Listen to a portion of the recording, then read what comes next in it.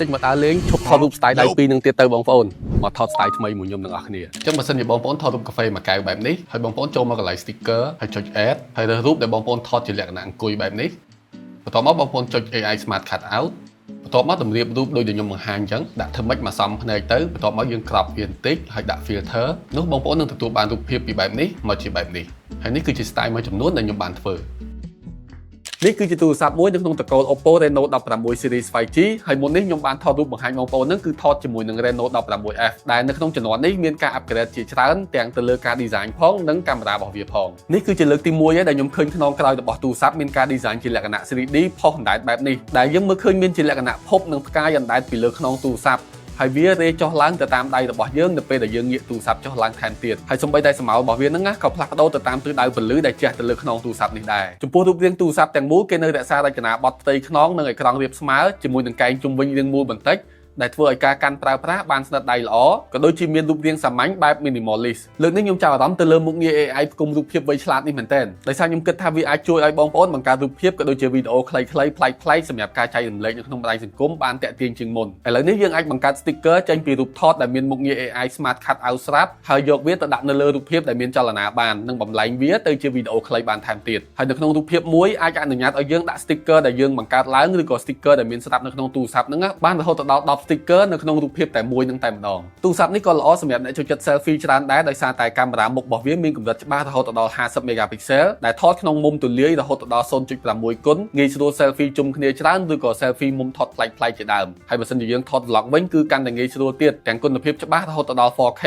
ទាំងមុំថតទូលាយល្អដោយតែបងប្អូនបានឃើញនៅក្នុងឧទាហរណ៍នេះស្រាប់អញ្ចឹងនេះគឺជាគុណភាពវីដេអូក៏ដូចជាសំឡេងដែលខ្ញុំថតចេញពីកាមេរ៉ា selfie ដែលមានទំហំ50 megapixel របស់ Oppo Reno 16F នេះចឹងឧទាហរណ៍ថាបងប្អូនទាំងអស់គ្នាចង់ទិញទូរស័ព្ទនេះយកទៅថត vlog អីគឺយើងអាចថតជាមួយកាមេរ៉ាមុខចឹងបានដោយសារតែវារៀងទូលាយហើយម្យ៉ាងវិញទៀតវីដេអូគឺយើងអាចថតបានរហូតដល់ 4K 30 fps ហើយនេះគឺជាសមត្ថភាពទប់លំនឹងខ្ញុំដើរបដើថតនិយាយបដើអញ្ចឹងណា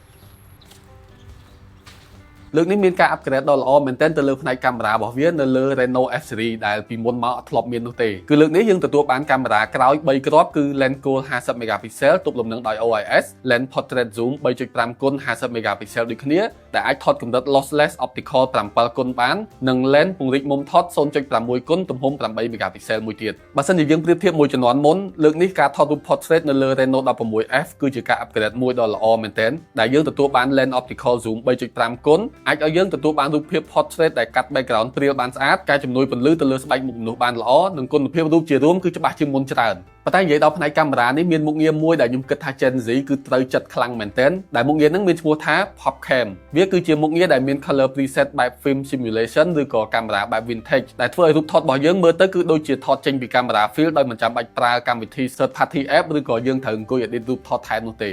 មានរបស់មួយទៀតដែលត្រូវចិត្តខ្ញុំខ្លាំងមែនទែនបងប្អូនទាំងអស់គ្នាអានេះគឺជា Oppo Bubble ដែលសម្រាប់អ្នកចូលចិត្តថតរូបក៏ដោយថតវីដេអូក៏ដោយដែលយើងថតខ្លួនឯងហើយអត់សូវមានអ្នកជួយកាន់ថតឲ្យយើង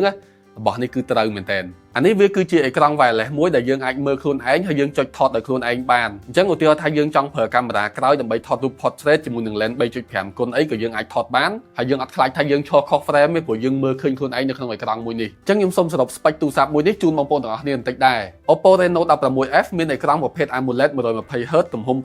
6.57 inch ដែលអាចបង្ហាញពន្លឺបានរហូតដល់ 1400 nits ជាមួយនឹងតួខ្លួនដែលមានអាវក្រោះ IP69K ធន់នឹងទឹកធន់នឹងធូលីនិងកម្ដៅចំពោះកម្លាំងម៉ាស៊ីនយើងទទួលបាន chip MediaTek Dimensity 7300 5G RAM 8GB បូក 8GB បន្ថែមផ្គត់ផ្គង់ដោយថាមពលថ្មទំហំ 7000 mAh ដែលគាំទ្រការសាកចូលក្នុងកម្លាំង 80W SuperVOOC ហើយទូរស័ព្ទនេះដំណើរការនៅលើប្រព័ន្ធប្រតិបត្តិការ ColorOS